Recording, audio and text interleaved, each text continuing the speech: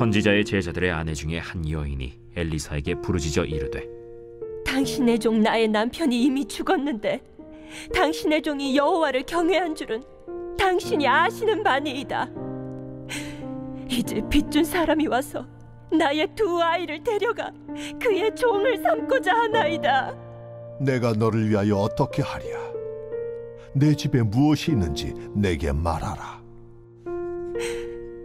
계집종의 집에 기름 한 그릇 외에는 아무것도 없나이다. 너는 밖에 나가서 모든 이웃에게 그릇을 빌리라. 빈 그릇을 빌리되 조금 빌리지 말고, 너는 네 두 아들과 함께 들어가서 문을 닫고 그 모든 그릇에 기름을 부어서 차는 대로 옮겨 놓으라. 여인이 물러가서 그의 두 아들과 함께 문을 닫은 후에 그들은 그릇을 그에게로 가져오고 그는 부었더니 그릇에 다 찬지라. 여인이 아들에게 이르되, 또 그릇을 내게로 가져오라. 다른 그릇이 없나이다 하니 기름이 곧 그치었더라. 그 여인이 하나님의 사람에게 나아가서 말하니 그가 이르되, 너는 가서 기름을 팔아 빚을 갚고 남은 것으로 너와 네 두 아들이 생활하라. 할렐루야, 할렐루야. 우리의 삶 가운데 세례행하신 주님의 이름을 찬양합니다. 우리 높으신 하나님 앞에 우리 감사와 찬양과 영광의 큰 박수 올려드리겠습니다. 아름다운 보좌에 계신 주님, 주님의 영광을 송축합니다. 주님을로 찬양과 존귀와 능력을 받아 주시옵소서. 할렐루야. 네, 우리 하나님의 놀라운 은혜 가운데, 그 섭리 가운데 한 몸이를 우리 포드의 성도들 한번 바라보시면서요, 이 시간 영상으로 예배하는 모든 글로벌 포드 식구들에게도 우리 한번 따뜻한 사랑과 격려와 축복의 박수를 서로에게 보내도록 하겠습니다. 주님의 놀라우신 은혜가 우리 모두에게 있게 되기를 주님의 이름으로 축복합니다. 할렐루야. 네, 이제 수련회가 다음 주 일주일 앞으로 다가왔습니다. 우리 하나님의 놀라우신 은혜의 역사, 성령의 충만한 기름 부으심의 역사가 이번 거룩한 성회 가운데 있을 줄로 믿습니다. 여러분, 이 사실을 믿으십니까? 네, 이번 수련회 가운데 특별히 하나님께서 5분의 강사님을 불러주셨는데요. 첫 번째 금요일날 저녁 집회에 우리 윤성철 선교사님께서 말씀을 증거하시게 됩니다. 두 번째 토요일 오전 집회에 수원 하나교회 담임 목회자로 섬기고 계시는 우리 고성준 목사님께서 말씀을 나눠주시고요. 이번 점심 식사 이후에 한 번에 또 예배가 더 있습니다. 그 예배 때 우리 김형익 목사님께서 오셔서 말씀을 나눠주시게 됩니다. 토요일 저녁 집회 때 제가 말씀을 나누고요. 포드처치의 2주년 예배이죠. 다음 주 주일 오전에 우리 손기철 장로님께서 주일 오전 예배를 섬기시게 됩니다. 이후에 저희가 아주 마지막 예배로 성찬 예배로서 또 주님의 몸과 피를 나누며 우리의 삶의 처소로 돌아가는 파송 예배를 드리게 되는데요.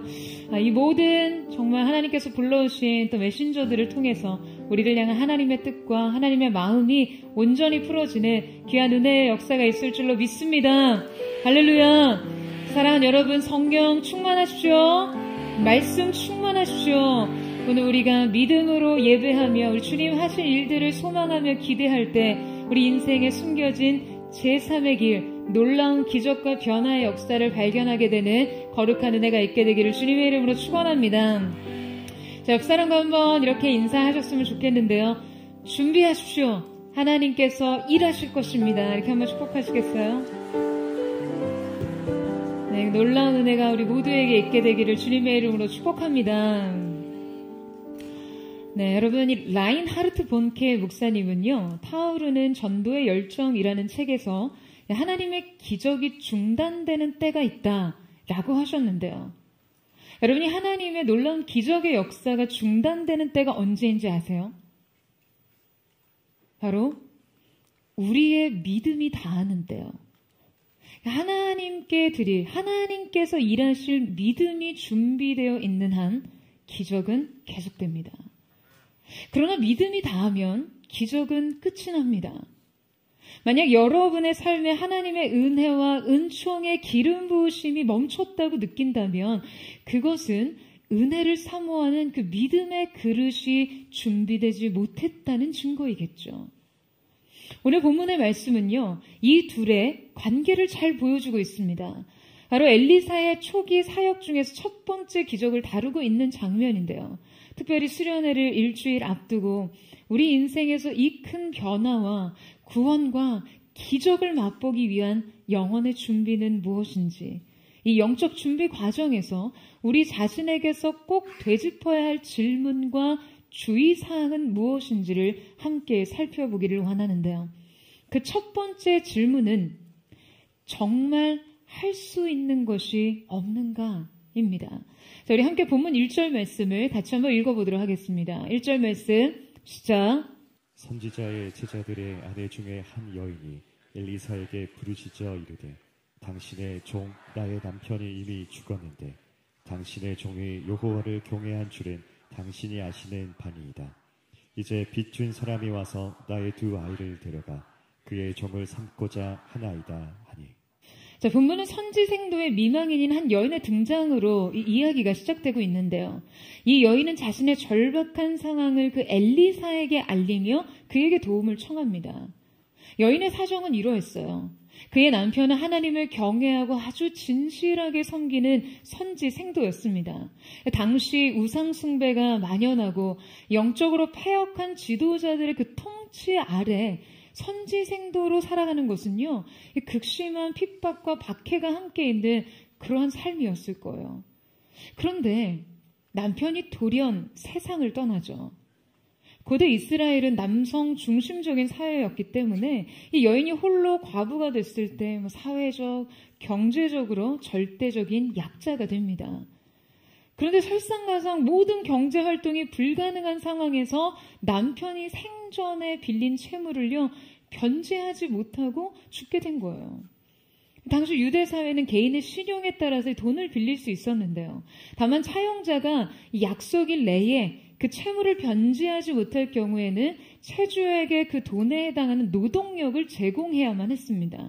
그러니까 채권자의 집에서 종살이를 하면서요. 그런데도 빚을 갚지 못할 경우에는 이 채권자가 채무자의 자녀를 약 6년 동안 종으로 삼을 수 있었어요. 그러니까 이것이 모세의 율법에 명시된 합법적인 법 집행이었던 것이죠. 자, 그러니까 지금 이 여인은 끝내 채무를 변제하지 못해서 두 아들을 채주에게 종으로 내어줄 수밖에 없는 그런 상황이었습니다. 유대 역사학자 요세푸스는요, 고인이 된 선지생도를 오바댜일 것이다 라고 전제하는데요. 그러니까 아합의 신하였던 오바댜가 아합의 부인 이세벨이 죽이려고 했던 여호와의 100명의 선지자들을 먹여 살리려고 이 돈을 빌려서 그들을 숨겨주었다는 이야기예요. 물론 이거는 지금 성경의 기록은 아니라 흥미롭지만 꼭 맞는 해석이라 할 수는 없겠죠. 어쨌든 그녀는 자신의 상황에 대해 매우 절박한 심정으로 엘리사에게 호소하고 있었습니다. 여러분, 저는 어딘지 지금 이 여인의 심정을 상상할 때요, 내 남편이 여호와를 경외하는 줄 당신도 아는 바라 라고 한 이 말에서 그녀의 연이은 어떤 질문이 생략된 느낌이에요. 그런데 왜 이런 일이 일어나야 했을까라는 질문 말이죠. 남편의 죽음으로부터 이어지는 생존의 위협과 그 아들들과의 이별까지 이 모든 슬픔과 상실감과 괴로움은 이 여인 홀로 감당하기 어려운 것이었습니다. 이 벼랑 끝에서 그녀는 엘리사에게 부르짖어요. 여기 여인이 부르짖다에 쓰인 차아카라는 이 단어는요, 천둥처럼 소리가 나다라는 의미의 동사인데요. 그러니까 이 여인이 다가와서 지금 자신의 처지를 이야기할 때 그녀의 이 감정 상태가 이처럼 고통스러운 절규였다라는 것이죠. 이 동사는요, 출애굽기 3장 4절 말씀에 이 애굽에서 종살이하던 이스라엘 백성이 그 하나님 앞에 신음과 고통 중에 부르짖었다는 표현에서 동일하게 사용되었습니다. 자, 그러니까 여러분, 이 여인의 울부짖음과 이 절규가요, 그냥 단지 어떤 감정적인 표현, 해소의 이상으로 하나님을 향한 탄원과 간절한 청원이 있었다는 것이죠. 여러분, 여인의 상황은 매우 절망스러웠어요. 기댈 곳이 없었죠. 희망이 보이지 않았어요. 먹고 살 수 있는 다른 방도를 찾을 수가 없었습니다. 그런데 바로 그때 하나님 앞에서 울 수 있는 마지막 살 길이 남아 있었던 것이에요. 주님 앞에 목 놓아 울 수 있는 일, 우리 주님께 간절히 부르짖을 수 있는 일, 주님께 자신의 전부를 기댈 수 있는 일, 주님께 모든 것을 맡길 수 있는 일. 여러분, 벼랑 끝에 사람이 내몰리면요, 당연히 이렇게 하실 것 같죠? 여러분 어떠세요? 당연히 그렇게 할 것 같으세요? 아니, 벼랑 끝에서 지푸라기라도 잡는 심정이면, 아니, 주님 옷자락을 왜 안 붙잡겠어? 당연히 붙잡지. 아니, 여러분. 많은 사람들이 벼랑 끝에서 지푸라기는 잡아도 주님 옷자락을 붙잡지 않습니다. 절박한 상황에서조차 결국 주님을 붙잡는 여러분 이 행위에도요, 반드시 믿음이 필요하다라는 것이에요. 여러분, 사람들은요, 아파도 힘들어도 고통 중에 신음에도 부르짖지 않아요. 변화가 필요하고 기적이 필요해도 부르짖지 않습니다. 그럼 부르짖지 않고 뭘 하는가? 아니, 주님께 도움을 청하지 않고 뭘 하는가? 절망합니다. 기도하지 않으면 절망합니다. 낙심해요. 여러분, 하지만 기도를 멈추지 않는 한 절망할 수는 없거든요. 여러분, 아멘이세요? 여러분, 기도와 절망은요, 결코 함께 갈 수가 없습니다. 기도 자체가 여러분의 신앙 고백이에요. 기도라는 행위 자체가 믿음을 전제하는 것이기 때문에 그렇습니다. 여러분, 우리 그런 말 많이 하잖아요. 아니, 그게 뭐 하늘에서 이렇게 뚝 떨어지냐고요. 노력도 없고 원인도 없이 출처도 불분명한 큰 혜택을 바라는 사람들에게요, 이런 말을 많이 합니다. 그게 어디 하늘에서 뚝 떨어지냐고요. 여러분, 그런데 저는요, 기도하면서 때로 우리가 이러한 경험을 한다고 생각해요. 사방이 다 막혔어요. 살 길이 없는 것 같아요. 도움도 방법도 해결의 실마리도 없어요. 그런데 기도하면 하늘에서 뚝 떨어집니다. 생각지도 못한 제3의 길, 하늘의 길이 열리면 여러분 살 길이 열리는 것이에요. 할렐루야. 너는 내게와 부르짖으라. 그리하면 내가 내게 응답하겠고 내가 알지 못하는 크고 비밀한 일을 내게 보이리라. 할렐루야. 여러분, 우리가 기도할 때요, 우리의 생각과 이성과 우리의 모든 의지를 초월한 하나님의 크고 은밀한 일들이 열려지기 시작합니다. 여러분, 정말 할 수 있는 것이 없다고 생각하세요? 어떠한 상황에서도 기도하기를 선택하십시오. 내 인생에서 이제 정말 할 수 있는 것이 없다라고 생각하는 순간조차 할 수 있는 것이 있습니다. 우리의 삶의 어떠한 한계 상황에서도 여러분, 우리가 이 기도의 한 걸음을 뗄 수만 있다면 여러분, 우리의 삶은 바로 거기에서 다시 시작됩니다. 여러분, 이 사실을 믿으세요? 저는 이 사실을 가슴 깊이 새기는 은혜가 있게 되기를 주님의 이름으로 축원합니다. 하나님 앞에 드려지는 우리의 기도가 우리의 생각으로는 능히 측량할 수 없었던 제3의 길, 변화와 구원과 기적을 가져다주는 새 길이 될 수 있기를 주님의 이름으로 축원합니다. 큰 변화와 기적을 맛보기 위한 영적인 준비 과정에서 꼭 되짚어야 할 질문 두 번째는 정말 가진 것이 없는가입니다. 자, 함께 본문 2절 말씀을 같이 한번 읽어보도록 하겠습니다. 시작. 엘리사가 그에게 이르되 내가 너를 위하여 어떻게 하랴? 내 집에 무엇이 있는지 내게 말하라. 그가 이르되 계집종의 집에 기름 한 그릇 외에는 아무것도 없나이다 하니. 자, 과부의 부르짖음에 엘리사는 즉각적으로 반응합니다. 내가 너를 위하여 어떻게 하랴? 라는 이 말은요, 마에세라크라는 것으로 상대에게 무엇이든지 해줄 수 있다는 의미에서 사용되는 그런 구문이에요. 지금 엘리사는 과부의 공경에 대해서 아주 실질적인 해결 방안을 적극적으로 마련하고자 한 것이죠. 자, 그런데 이 해결을 위해서 지금 엘리사가 과부에게 되묻고 있다는 것이 좀 의아합니다. 여러분, 지금 엘리사가 과부에게 무엇을 묻고 있어요? 내 집에 있는 것이, 내 집에 무엇이 있는지 내게 말하라 입니다. 여러분, 사실 이 요청은요 좀 엉뚱한 것이에요. 이 질문은 예수님께서 병자에게 때로 내가 낫기를 원하느냐라고 물으셨던 그것을 떠올리게 합니다. 치유를 위해 베데스다 연못에서 무려 38년 동안 물이 동하기를 기다렸던 병자에게 내가 진정 낫기를 원하느냐라는 질문 말이에요. 엘리사의 이 요청은요, 실제 이 과부에게 새로운 사고와 연산작용을 일으켰을 거예요.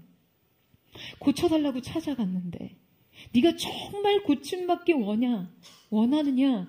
라는 질문에 치유에 대한 나의 의지와 그 갈망을 되짚어 보듯이 또한 이 소원과 갈망을 근본적으로 다시 짚어보면서 기적을 행하시는 구원자 되신 주님을 다시 바라보게 되듯이요.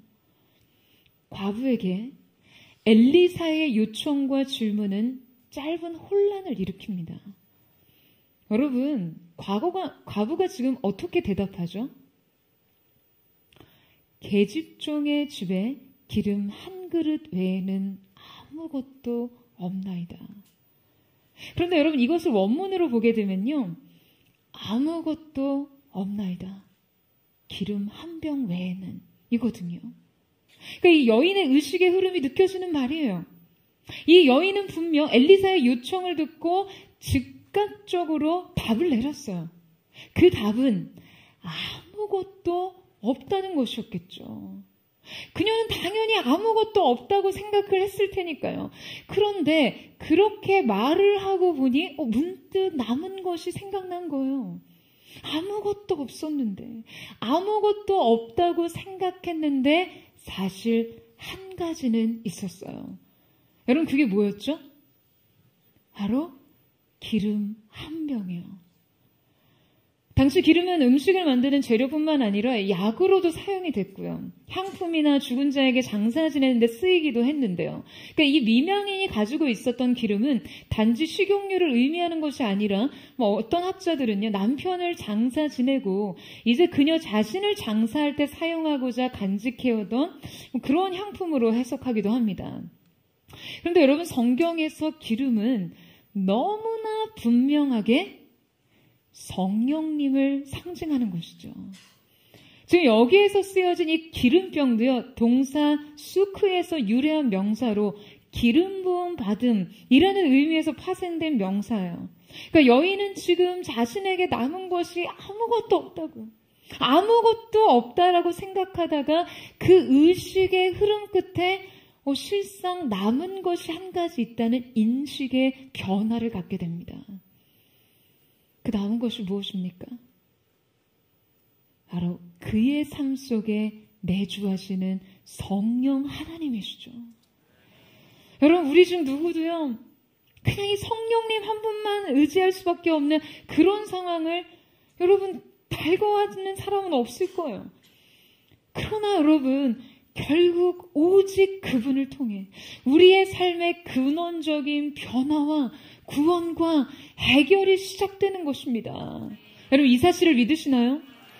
여러분, 오늘 우리는 엘리사의 질문을 통해 무엇을 생각할 수 있습니까? 아무것도 없던 여인의 삶에 아직 남은 것이 있었는데 그것이 무엇이죠? 잊고 있던 존재, 잊혀졌지만 분명히 존재했던, 아무것도 남은 것이 없어 바닥을 드러낸 삶에서도 우뚝 서 있는 것, 살아갈 어떤 방도도 찾지 못한 이 절망적인 인간에게 유일하게 남은 것이 있었는데, 여러분, 그것이 뭐라고요? 바로 성령님이셨어요. 여러분, 저는 오늘 이 예배 자리에서 저와 여러분도 동일하게 그분의 존재감을 느끼게 되기를 주님의 이름으로 축원합니다. 그분의 존재에 대한 인식의 새로운 차원이 열려지는 거룩한 은혜가 있게 되기를 주님의 이름으로 축복합니다. 아무것도 없이, 남은 것 없이 바닥을 다 드러낸 내 삶을 더듬어 봤는데 남은 것이 있는 것, 바로 언제나 우리 안에 계시는 성령님의 존재를 발견하게 되기를 주님의 이름으로 축원합니다. 여러분, 엘리사가요, 그녀의 삶의 변화와 기적을 일으키는 첫 출발은 바로 이 인식에서부터 시작됐어요. 우리가 가진 이 원천을 기억하는 것, 이 변함없는 존재를 의식하는 것. 엘리사는 그저 여인에게 필요한 것을 바로 공급하는 대신에 그녀가 잊고 있었던 이 존재를 다시 그녀의 의식 안에서 불러일으키면서 그녀의 인생을 진정한 기적으로 만들어 가실 분 앞으로 인도하고 있는 것이죠. 단지 그녀가 가지고 있는 것이 무엇이냐고 물었고 지금 그에게 있었던 그 원천을 의식하게 했을 뿐이지만 엘리사는 그녀의 영혼에 불을 켭니다. 사방이 상실과 슬픔과 고통과 애통뿐이었던 그녀의 삶에 여러분 새로운 불을 비추고 있어요. 사랑하는 여러분, 우리 모두에게는 이 여인의 기름병 하나 같은 것들이 있습니다. 세상이 주목하지 않고 나에게조차 잊혀진 자원이요. 그것은 나에게 유일하게 남겨진 것이지만 동시에 나 자신의 그 비참한 상태를 여실히 드러내고 있는 것이기도 합니다. 기름병 하나밖에 남지 않은 나의 고갈 말이에요. 주님께서는 여러분 그 유일한 남은 것에서 믿음을 요구하십니다. 이거 뭐에다 쓰겠냐고, 이걸 어디다 쓰겠냐고 비관하는 그 보잘것없는 자원 말이에요. 여러분, 오늘 이 시간 희망이 없다, 답이 없다, 살 길이 없다라고 덮어버린 그 문제를 주님 앞으로 가지고 나오세요. 남은 것이 없다, 이 문제를 해결할 의지와 그냥 살아갈 의지가 완전히 바닥났다고 생각하는 사람들에게 오늘 우리 주님께서 묻고 계십니다. 내게 있는 것이 무엇인지 말해보라. 여러분, 우리는요, 갑작스러운 고난과 감당하기 힘든 상실의 시간 속에서도 우리에게 남은 여러분 이 기름 한 병을 잊어서는 안 됩니다. 고난과 역경과 시련 가운데서도 우리의 인생의 의지가 바닥난 상황에서도 우리의 삶에 잊고 있던 이 기름병 하나를 발견해야 하는 것이에요. 여러분 생각해 보세요. 여러분 굶주린 5,000명의 사람들 사이에서 가진 것은 그냥 물고기 2마리와 보리떡 5개 뿐이라며 자신의 이 도시락을 예수님 앞에 가지고 나온 어린아이의 믿음을 전대로 생각해 봅니다. 저는 가끔 그런 생각을 해요. 장정만 5,000병, 어린아이와 여인까지 하면 2만 명 정도의 무리가 좋게 넘었을 텐데 과연 그들에게 있는 음식이 정말 이 어린아이의 이 도시락뿐이었을까요? 그 주변에 있는 어른들은 대체 뭘 하고 아이가 자신의 도시락을 주님 앞에 가지고 나갈 때 숨겨둔 자기의 음식을 꺼내지 않았을까요? 한 줌의 떡이라도, 고기 한 덩어리라도 분명 그 들판에 나온 무리들에게 남아 있었을 텐데요. 만약에 어른 중 하나가 고기를 주님 앞에 드렸다면 여러분 그날은요 아마 고기 만찬이 되었겠죠. 주님 앞에 자신에게 있는 유일한 것을 가지고 나온 이 어린 아이의 믿음이 여러분 우리의 마음을 울리지 않습니까? 아마 그 아이는요 설마 이곳이 기적의 재료가 되고 그 들판에는 모든 사람들을 배불리 먹일 거라는 여러분 그런 기대를 하지는 않았을 거예요. 다만 그저 자신에게 있는 이 유일한 것을 주님 손에 가져다 드리고 싶었던 것이죠. 여러분, 우리 안에 정말 드릴 것이 없는 것이 문제입니까? 드릴 수 있는 믿음이 부족한 것이 문제인가요? 내게는 남은 것이 아무것도 없다와 내게 남은 것은 정말 이것뿐이지만 이것이라도 드리겠다라는 것은 여러분 전혀 다른 차원의 삶입니다. 주님께서 여러분의 삶에 남은 것들에 대해 물으실 때 여러분의 믿음이 내게 남은 것은 이것뿐이지만 이것을 기꺼이 드리겠다는 믿음을 보일 수 있기를 주님의 이름으로 축원합니다. 내게 있는 것이 무엇인지를 말해보아라. 오늘 이 질문에 답을 찾는 여러분 되시기를 주님의 이름으로 축원합니다. 큰 변화와 기적을 맛보기 위한 영적인 준비 과정에서 우리 자신에게 꼭 되짚어야 할 질문 세 번째는 변화와 기적은 무엇에 비례하는가입니다. 이 연이은 엘리사의 요구사항을 우리가 함께 살펴보기를 원하는데요. 3절 말씀을 같이 한번 읽겠습니다. 3절 말씀 시작. 이르되 너는 밖에 나가서 모든 이웃에게 그릇을 빌리라. 빈 그릇을 빌리되 조금 빌리지 말고. 자, 이제 엘리사의 구체적인 지시사항은요, 밖으로 나가서 모든 이웃에게 그릇을 빌리라고 한 것이었어요. 엘리사는 일단 여인에게 밖으로 나가라 라고 이야기를 합니다. 그리고는 그릇을 빌리되 조금 빌리지 말고 많이 빌리라고 이 구체적으로 지시를 합니다. 여러분, 이 밖으로 나가는 것은요, 이 인생의 고갈과 한계에 대해 믿음이 요구될 때 이것을 돌파하기 위해서는 반드시 구체적인 행위로 그의 믿음이 표현되어야 한다는 것을 말해주는 것입니다. 변화에 대한 갈망과 구원에 대한 간절함은요, 그저 내 마음에만 머물 수는 없는 것이에요. 여러분, 부르짖는 것에도 믿음이 필요했고요. 밖으로 나가는 것에도 믿음이 필요합니다. 믿음으로 움직이는 것이죠. 여러분, 사람이요, 진짜 고통 속에 처하면요, 그 고통에, 그 슬픔에 자신을 완전히 고립시킵니다. 내가 아프고 고통스러울 때 적어도 이것을 누군가와 소통하고 나눌 수 있다는 것은요, 많이 나았다는 거예요. 진짜 마음의 병이 깊으면요, 홀로 절망 가운데 신음하죠. 고립시킵니다. 스스로를요. 그런데 엘리사가 이 여인에게 요구하는 행동은 자기 내부의 고통에서 벗어나 무언가 행동해야 하는 것이었어요. 이 한 발은 어쩌면 생각보다 굉장히 큰 도전이 되기도 합니다. 여러분, 그녀가 자신의 채무를 갚지 못하는 이 한계 상황은요, 필연적으로 그녀가 도움을 청할 곳이 없었다는 그러한 의미를 포함하는 것이겠죠.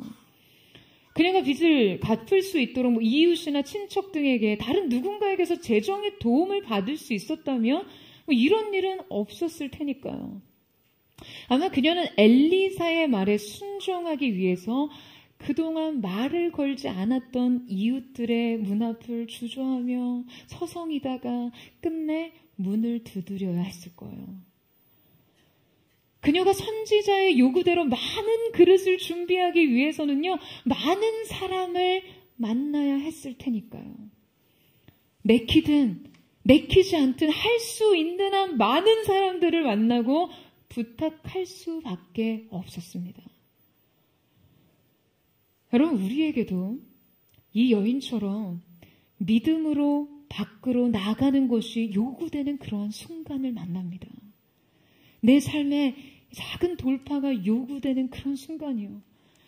그것은 대부분 기적과는 거리가 멀어 보이는 것들입니다. 그냥 너무나 사소한 일이어서요. 이 정도 일을 한다고 내 삶이 뭐가 달라질 수 있을까 하는 생각이 드실 수도 있어요. 하지만 여러분, 하나님께서 요구하신 일이라면 그 일은 분명 기적의 재료가 됩니다. 변화의 촉매제가 되는 것이죠. 여러분, 아멘이세요? 여러분, 우리가 우리에게 요구되는 순종을 하면 하나님께서는 하나님 차원의 일을 하십니다. 할렐루야. 하나님께서 하나님 차원의 일을 하시기 위해서 믿음의 그릇을 예비하시는 것뿐이에요. 지금 주님께서는 이 여인의 바닥난 인생에 완성된 기적을 선물하시기보다 그녀가 믿음의 시선을 일으키고 믿음의 행위를 일으켜 믿음의 근성을 갖추도록 하는 그러한 방식을 택하십니다.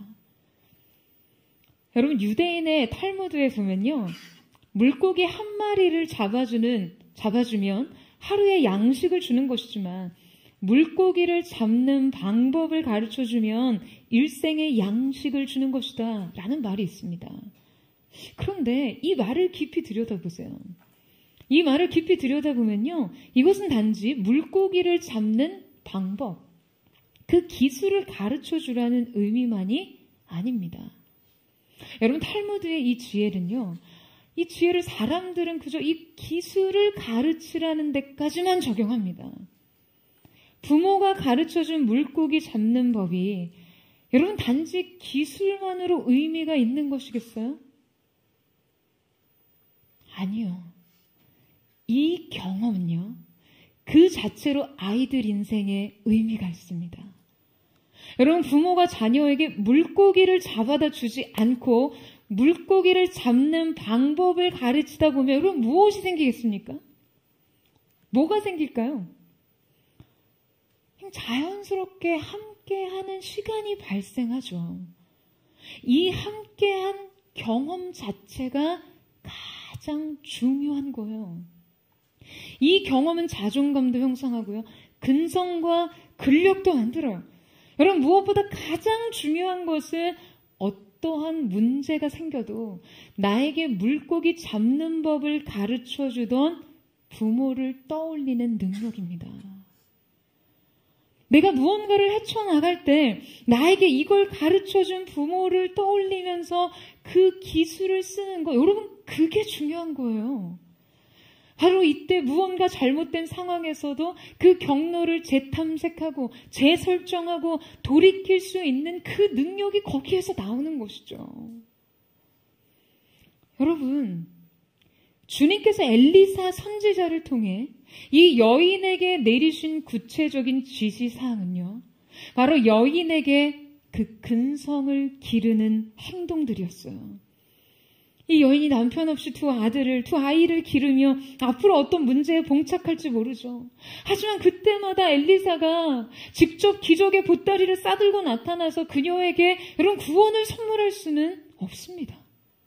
대신 그때 여인은 엘리사가 지시한 이 구체적인 지시사항을 떠올려 보면서 영적인 해결의 실마리를 찾아가게 될 거예요. 좌절과 낙심이 때때로 영혼을 덮을 때, 그냥 남은 희망이 아무것도 없다고 느껴질 때 엘리사의 솔루션을 떠올릴 거예요.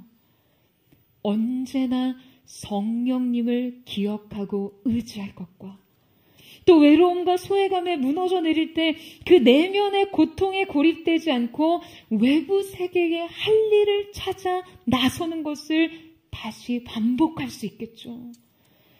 여러분, 하나님께서는 지금 오늘 우리에게 준 이 현 상황을 넘어서 앞으로 평생의 자녀의 삶을 내다보시며 믿음으로 산다는 것이, 과연 믿음으로 산다는 것이 어떠한 것인지를 배우게 하시는 것입니다. 여러분, 이 여인은요, 이제 일어나 밖으로 나가야 했어요. 뭘 하기 위해서 나갔습니까? 아시잖아요. 빈 그릇을 예비하기 위해서요. 이 엘리사의 지시사항은요, 너는 가라와 너는 빌리라로 직역되는데요. 자, 두 명령은 문적으로 표현되는데, 가서 이 그릇을 빌리되, 그릇을 빌려야 하는 이 두 가지 행위가 아주 신속하게 지금 요구되고 있는 것이죠.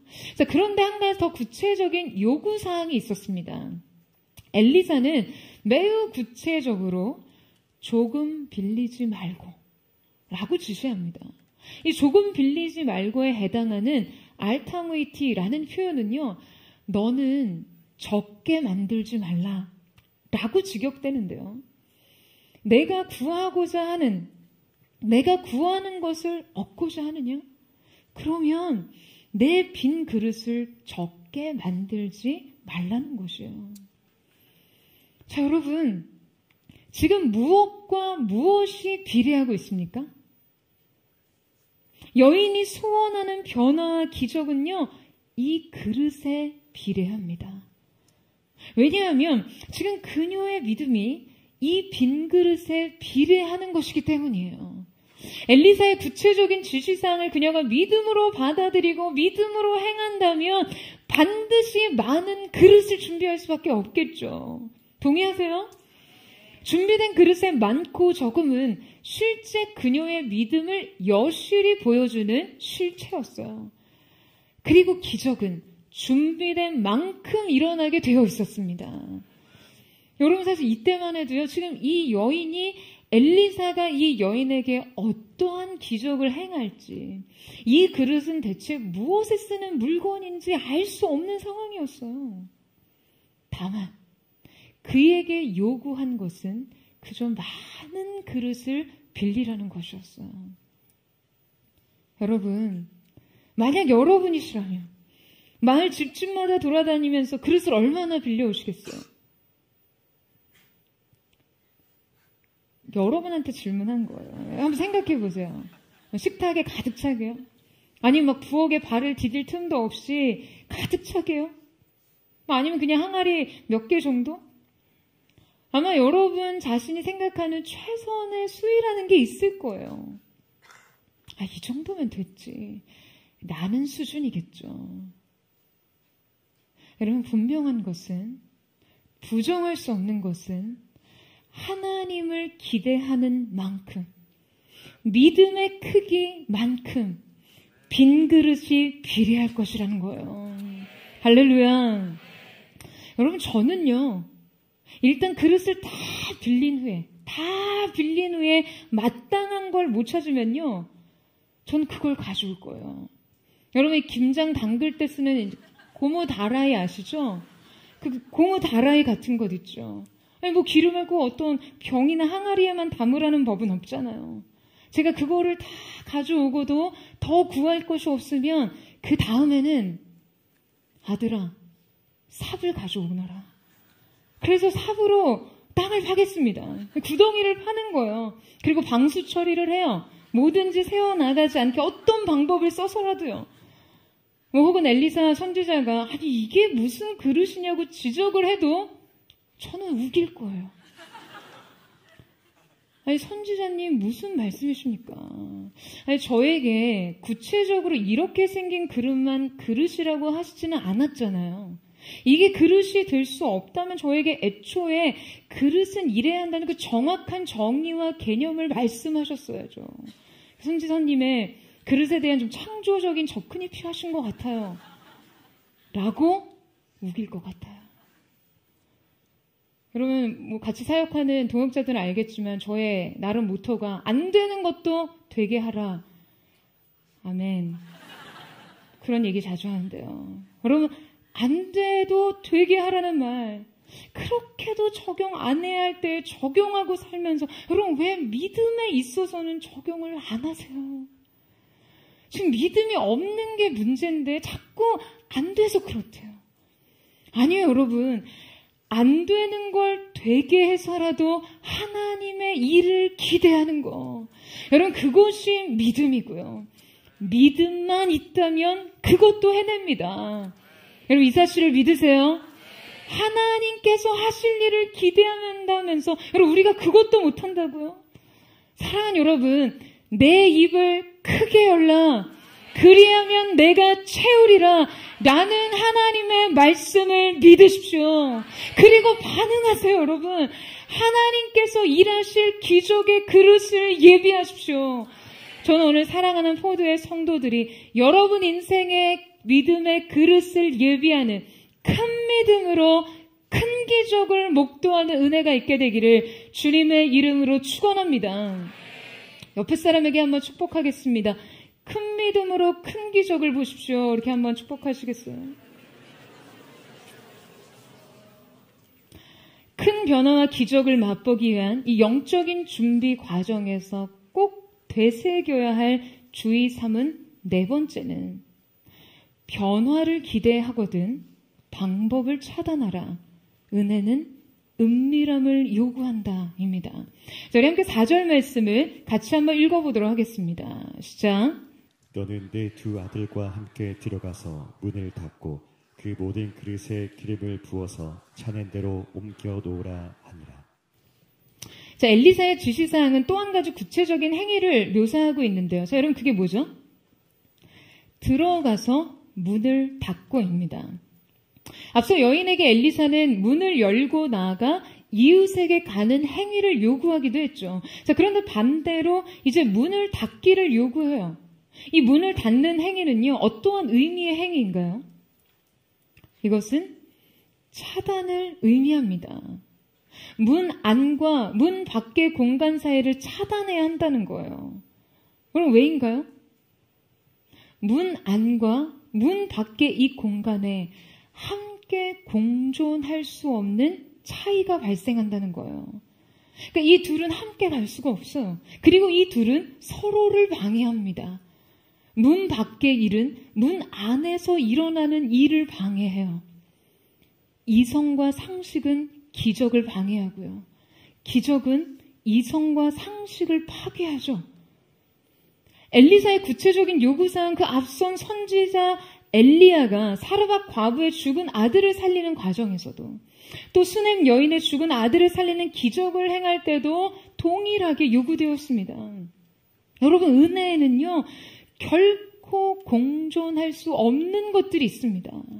이 은혜와 가장 공존할 수 없는 큰 요인이 여러분은 뭐라고 생각하세요? 저는 가장 먼저 믿음을 비웃는 냉소를 꼽습니다. 예수님께서도 회당장 야이로의 딸을 살리실 때요, 무리들을 모두 차단하신 후에 기적을 행하셨어요. 그때 주님께서 그 공간에서 사람들을 내보내신 자들이요, 예수님께서 이 아이를 향해 아니다, 이 아이는 죽은 것이 아니라 잔다 라고 하신 그분의 말씀을 비웃던 자들이었어요. 여러분, 은혜와 냉소는요, 결코 공존할 수 없습니다. 여러분, 어떤 물질의 변화가 일어나기 위해선 요구되는 압력과 온도가 있습니다. 그 임계점에 차오르게 되면 변화가 발생해요. 그런데 바로 이때 이 은혜의 온도를 완전히 냉각시키고 이 압력을 픽 하고 다 새어나가게 하는 것이 있습니다. 그것이 바로 영혼의 냉소예요. 여러분 이것을 주의하셔야 돼요. 주님께서는요, 이 냉소를 매우 민감하게 경계하십니다. 이 냉소는 단지 믿음의 결핍이 문제가 아니라 여러분, 교만까지 껴있는 거거든요. 마치 결정적인 영광의 순간 저주를 받은 미갈처럼 말이에요. 여러분, 또한 이 문을 닫는 행위에는 이 차단 외에 어떠한 의미가 있습니까? 문을 닫는 행위에는 은밀함이 내포되어 있어요.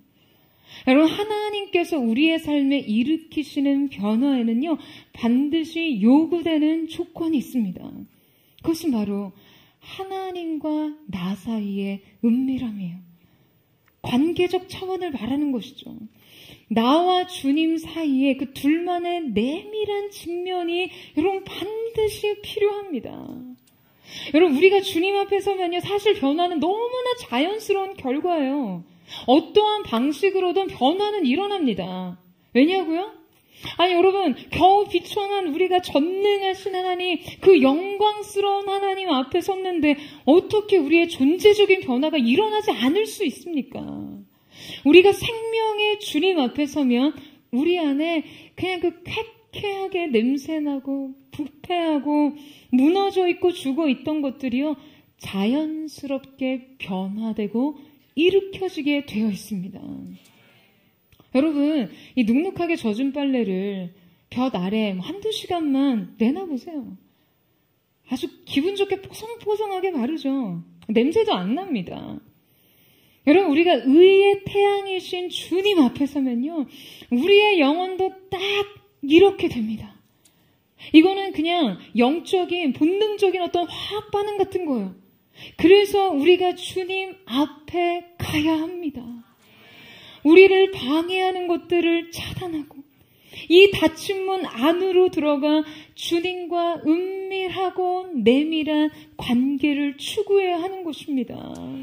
여러분 아멘이세요?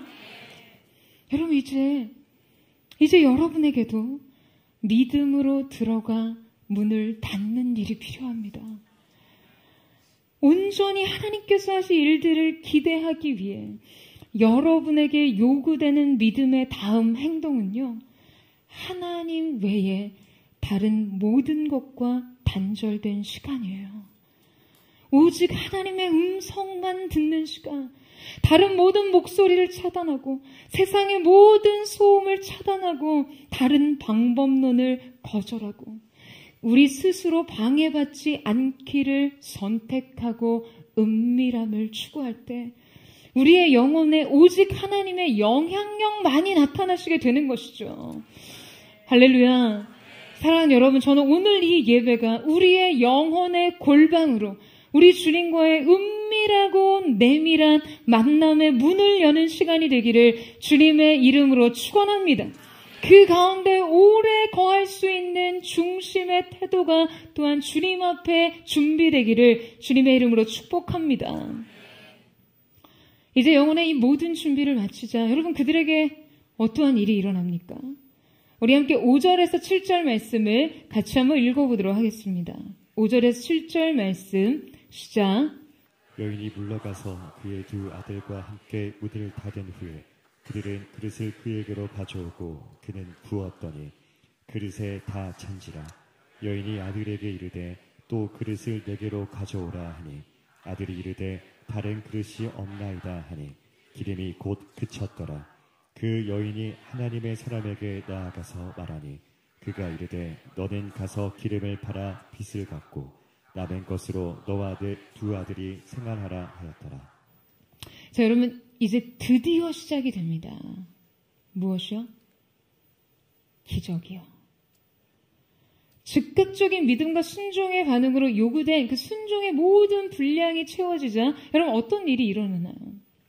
여인이 기름을 가져와 빈 그릇에 붓기 시작합니다. 그릇을 준비하는 것도 여인의 몫이었고 작은 기름병 하나를 손에 쥐고 준비된 빈 그릇에 붓는 것도 여인의 몫이었어요. 하지만 그때 여인의 손에 들린 작은 기름병은 향기로운 기름을 쏟아내며 흐르기 시작합니다. 콸콸콸콸. 빈 그릇이 모두 채워져요. 여인은 재빠르게 아들들에게 또 다른 그릇을 가져오라고 지시합니다. 아이들은 서둘러 준비된 그릇들을 연이어 여인에게 가져왔겠죠. 가져오는 그릇마다 기름병을 기울이자 콸콸콸 기름이 쏟아집니다. 그리고 준비된 그릇이 모두 채워지자 여러분 성경은 뭐라고 기록합니까? 기름이 곧 그쳤더라. 여러분 이때 여인과 그녀의 아들들은 어떤 심정이었을까요?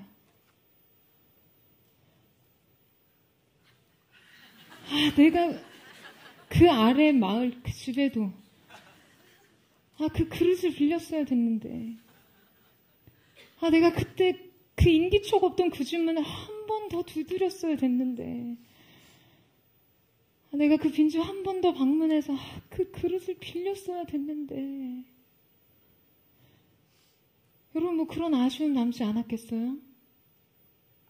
왜냐하면 이 기적은요 아주 정확히 그릇이 준비된 만큼 베풀어졌고 준비된 것이 그치자 정확히 멈췄기 때문이에요. 여러분 하나님의 능력은요 한계가 없으시지만 그분의 역사는 때로 우리의 믿음의 반응에 따라 제한됩니다. 여러분 이 기적의 원리를 기억하셔야 돼요. 이 구원과 변화의 원리를 기억하셔야 합니다. 지난주에 The House of David 2023년 올해 수련의 메인 이미지가 공개됐죠. 이번 포스터는 포드 아트팀에서 일일이 찾아서 선정한 이 오브제들을 실제 포드 사진팀이 촬영한 후에 이제 그 사진을 다시 디자인해서 만든 이미지인데요. 이번 수련회 이 오버플로우의 이 이미지가 바로 오늘 본문의 말씀에서 영감을 받아 제작된 것입니다. 이제 하시는 분들 있으실 거예요.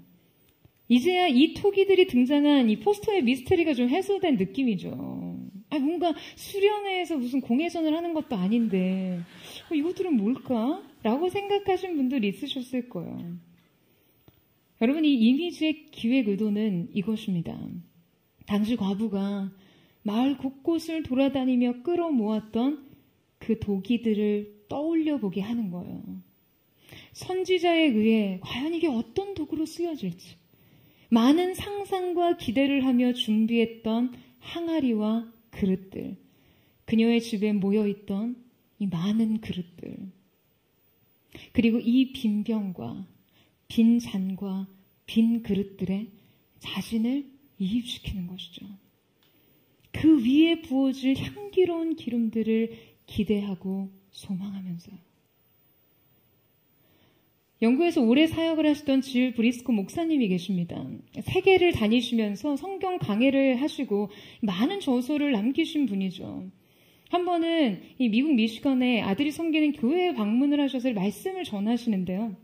당시 말씀의 본문이 바로 오늘 이 열왕기하 4장의 말씀이었어요. 그때 목사님에게는 5살짜리 큰 손자 데니가 그 할머니의 설교를 들으면서 설교를 하시는 동안 그림을 그리고 있었는데요. 이 데니가 설교가 마치자 자기가 그린 그림을 할머니에게 가져왔어요. 이 5살짜리 꼬마가 얼마나 설교를 주의 깊게 열심히 들었는지, 그 그림에는 한 여인이 아들들이 지켜보는 가운데서 기름을 병에 붓고 있었습니다. 데니는 그림을 다 그리고 나서 그림에 제목을 썼어요. A little part of all 이라는 제목이요.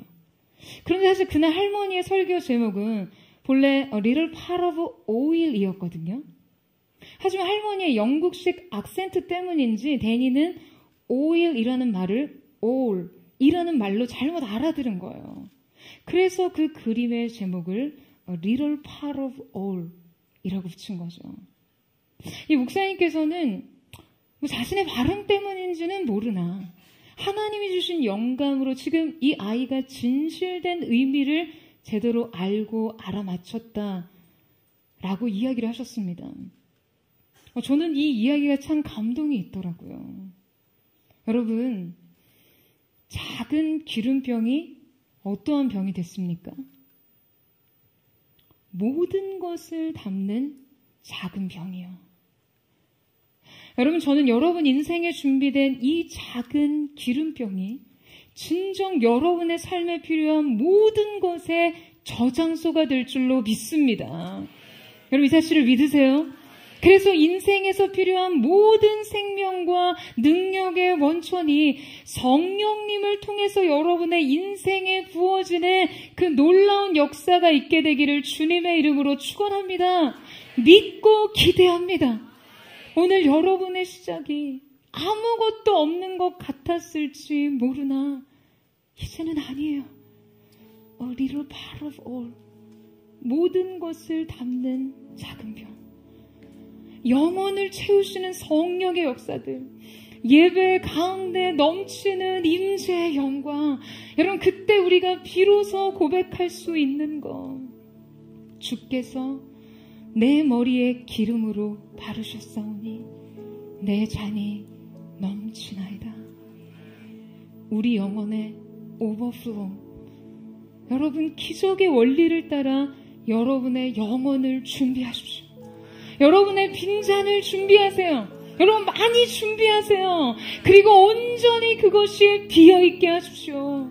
그 빈잔 위에 쏟아 부어질 성령의 충만한 기름 부으심을 기대하며 수련회 장에서 만나겠습니다. 미처 그 장소에 함께하지 못하는 성도들에게도 이 예배에 접속될 때 시공간을 초월한 성령의 강권하신 역사가 일어나기를 주님의 이름으로 축원합니다. 오늘 이 시간 우리가 함께 찬양하며 기도하며 나아갈 때 여러분 오늘 우리가 우리 안에 내 자신 스스로 잊고 있었던 결코 우리의 인생에서 사라지지 않고 잃어버릴 수 있는 완전 성령님을 발견할 수 있는 은혜가 있기를 축원합니다. 모든 것을 잃어버린 것 같으나 주님을 얻을 때 모든 것을 얻은 것임을 고백할 수 있는 그 믿음의 고백이에 주님께서 다시 한번 우리의 인생을 재건하시고 세워나가실 줄로 믿습니다. 사랑하는 주님, 오늘 이 가운데 임하셔서 주님의 놀라우신 은혜의 역사를 나타내 보여 주시옵소서. 우리 그 마음을 하나님 앞에 함께 고백하며 찬양의 자리로 나아가기를 원합니다.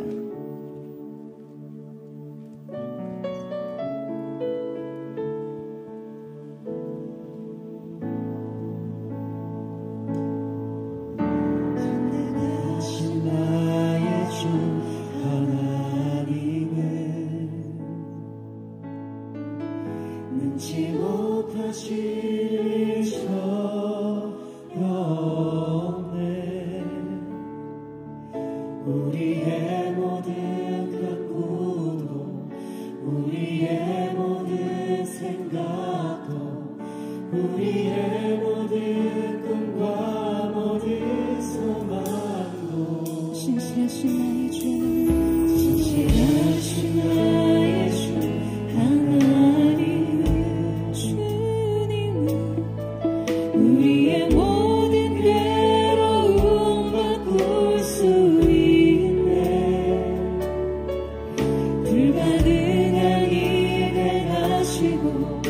죽은 자를 일으키시니 그를 이길 자 아무도 없네.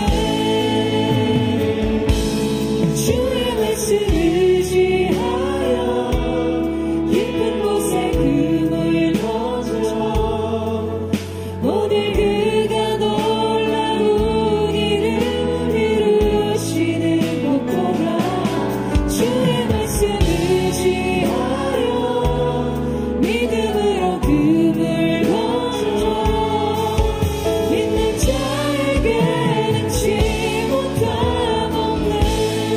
전능하신 나의 주 하나님은 전능하신 나의 주 하나님은 능치 못하실 전혀 없네. 우리의 모든 간구도 우리의 모든 생각도 우리의 모든 꿈과 모든 소망도 신실하신 나의 주 하나님 주님은 우리의 모든 괴로움 바꿀 수 있네. 불가능한 일 행하시고 죽은 자를 일으키시는 주님, 거룩하신 주님, 권능의 손으로 우리의 삶을 붙들어 주시옵소서. 주의 말씀 의지하여 깊은 곳에 금을 던져 오늘 그가 놀라운 일을 이루시는 것 보라. 주의 말씀 의지하여 믿음으로 금을 던져 믿는 자에게는 지못함. 주의 말씀 의지하여 주의 말씀 의지하여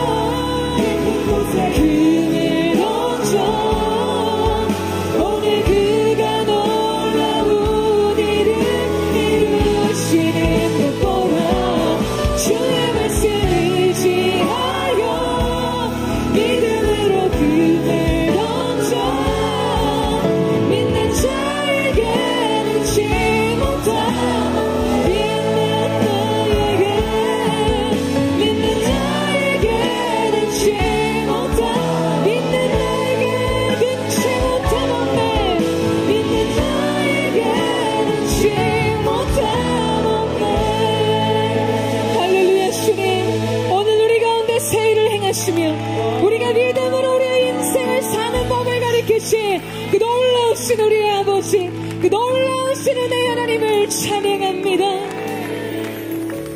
사랑하는 주님, 주님께는 오늘 우리의 인생에 바닥나고 동이 난 이 삶의 기름병에 우리가 무언가를 하기 이전에 가장 좋은 것으로 응답하실 수 있는 분이심을 믿습니다. 이 여인의 삶에 수많은 문제의 채무에 자신의 아들까지 내어줘야 되는 이 절망적인 상황을 단숨에 해결하실 수 있는 능력이 주님께 있음을 우리는 믿고 고백합니다. 그러나 주님, 주님의 더 완전한 응답이 오늘 우리의 구함 곁에 있음을 보게 됩니다. 단지 우리의 인생의 문제를 해결하는 것을 넘어서 주님은 언제나 우리의 인생이 결코 잃어버릴 수 없는 한 가지, 결코 우리의 삶 속에서 사라질 수 없는 한 가지의 원천, 자원을 가지고 있다는 사실을 기억하게 하시면서 우리 인생에 당면한 수많은 문제 속에서 우리가 이 원천을 기억하는 것으로 돌아가게 하시는 하나님이십니다. 바로 그것으로부터 믿음으로 인생을 사는 법이 나오게 되고 믿음으로 인생에 하나님의 응답을 얻는 방법이 녹아져 있음을 주님은 우리 가운데 가르치고 계십니다. 사랑하는 주님, 사랑하는 보드의 성도들이 오늘 주님 앞에서 내가 잊고 있었다, 주님 내가 기억하지 못했다, 내 안에 계신 성령님의 존재를 인식하기를 원합니다. 주님의 활동을 인정하기를 원합니다. 주님의 역사를 초청하기를 원합니다. 아버지 안에 기름 부으심이 너희 가운데 계시니 누구도 너희를 가르칠 것이 없다고 말씀하셨습니다. 이미 우리 안에 답이 있기 때문에요. 우리 안에 계신 성령님께서 마땅히 우리가 믿음으로 어떻게 우리의 삶을 살아야 하는지, 우리에게 주어진 고통과 슬픔과 이 상황을 어떻게 이기며 살아야 하는지를 알게 하실 것이기 때문에 사랑하는 여러분, 오늘 주님께서 도전하십니다. 우리에게 이 한 가지가 필요합니다. 모든 것의 저장소가 되며 모든 것의 답이 되는 성령님, 우리 인생의 원천을 의식하는 변화, 그분을 인식하며 초청하며 인정하는 변화, 오늘 거기서부터 우리의 삶이 다시 시작될 줄로 믿습니다. 주님, 오늘 우리의 눈을 열어주시옵소서. 주님의 보좌 앞으로 나아가 주님, 오늘 우리가 그 성령님을 느끼며 깨닫게 하여 주시옵소서. 우리 전심으로 주의 이름으로 듣고 우리 아침에 동성으로 기도하겠습니다.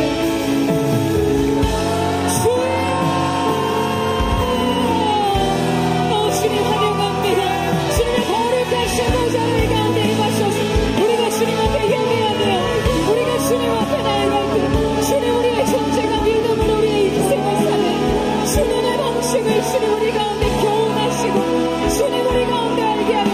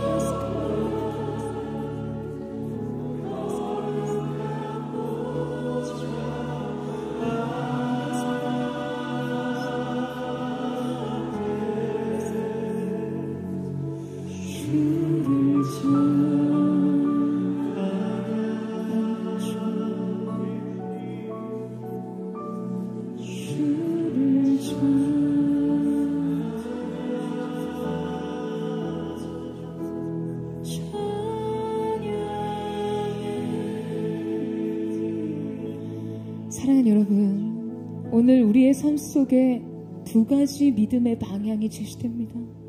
누군가에게는 문을 열고 나가는 것과 누군가에게는 문을 닫고 그 안에 내밀하고 은밀한 중에 함께 하시는 주님과의 교제에 몰입하여 들어가는 것이요. 우리 인생에는요, 이 두 가지의 때가 주어집니다. 믿음으로 부르짖고 믿음으로 행동하고 믿음으로 멈춰서는 것이요. 사랑하는 여러분, 오늘 여러분에게 요구된 여러분의 인생 속에 그 남은 한 가지에 의지해서 오늘 하나님께서 여러분에게 요구하시는 것은 무엇입니까? 사랑하는 주님, 우리가 우리 자신의 고통에 머물지 않게 하여 주십시오. 우리 자신의 지난 아픈 경험에 함몰되지 않게 하여 주십시오. 우리가 하나님을 기대함으로 우리가 하나님의 뜻을 온전히 이해하지 못하나 과연 이 그릇이 어떠한 용도로 사용될지는 모르나 순종하는 믿음으로 결코 이전의 나라면 할 수 없었다. 누군가의 삶의 문을 두드리며 결코 내 자존심을 꺾을 수 없었던 그 일을 행하는 것으로 나의 믿음을 표현하는 것과 아버지 하나님, 이제 나 스스로 무언가를 하는 행동으로 내 두려움을 멈춰서게 하는 것을 내려놓고 아버지께로 그 하나님께로 더 가까이, 그 보좌의 영광 앞으로 더 가까이 나아가기를 원합니다. 더 가까이 보좌를 향해 더 가까이 나아가기를 원합니다. 주님, 오늘 우리 가운데 부르짖고 나아가고 문을 닫는 이 모든 것이 믿음 안에서 드려지게 하여 주시옵소서. 마침내 주님의 영광을 보고자 하는 믿음 안에서 이 모든 것이 주 앞에 드려지게 하여 주시옵소서. 여러분, 주님 앞에 고백하십시오. 우리 전심하여 주의 말씀을 듣고 우리 합심의 동성으로 기도하겠습니다. 주여, 아버지 하나님, 오늘 주께서 우리 가운데 요구하시는 너는 내게로 부르시지만 다른 어떤 문제에 나는 내 인생의 옷자락을 붙들라. 너는 내게로 부르시지만 그리하는 내가 내게 있다고 하고 내가 알지 못하는 그 길을 내게로 보이구나.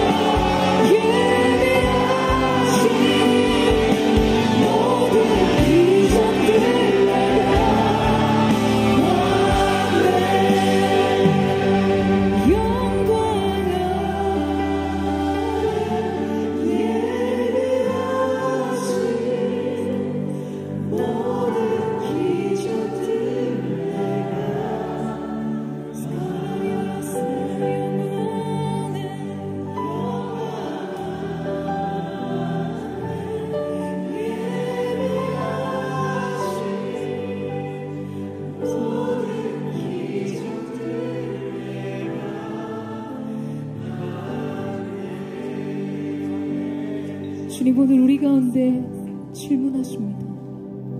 너는 영광을 구하는 자냐? 기적을 구하는 자냐? 사랑하는 여러분, 저는 사랑하는 포도의 성도들과 포도처치가 언제나 주님의 영광을 구하는 자들이 되기를 원합니다. 영광의 기름 부으심을 사모하는 자들이 되기를 원합니다. 여러분, 기적은요 그 영광 안에 있습니다. 영광의 임재를 누리는 자들, 그 하나님의 말할 수 없는 아름다우심을 목도하는 자들에게 주시는 주님의 선물인 줄로 믿습니다. 내 입을 크게 열라, 내 입을 크게 열라, 그리하면 내가 채우리라. 할렐루야. 주님, 오늘 이 말씀을 신뢰함으로 우리가 나아가기를 원합니다. 주님 앞에 믿음의 그릇을 예비하는 자들이 되기를 원합니다. 주님의 영광을 담는 그릇이 우리 안에 예비되기를 원합니다. 각양 좋은 하나님의 놀라운 은혜의 선물들, 예비된 은혜의 기적들이 영광 안에서 벌어지게 하여 주시옵소서. 우리 전심으로, 우리 믿음으로 하나님의 일을 기대하며 준비하는 마음으로 주님, 내 믿음의 그릇이 남은 곳은 이것뿐이지요 주님 손에 기꺼이 드리기를 원합니다. 그 어린아이의 심정과 같이 여러분 이 시간 전심으로 주님 믿음을 드리오니 주여 역사하여 주시옵소서. 우리 주의 이름을 믿고 우리 예수의 동성으로 기도하겠습니다. 사랑하는 주님, 오늘 이 시간 우리가 믿음을 감사합니다. 우리 자신을 지키세요. 주님의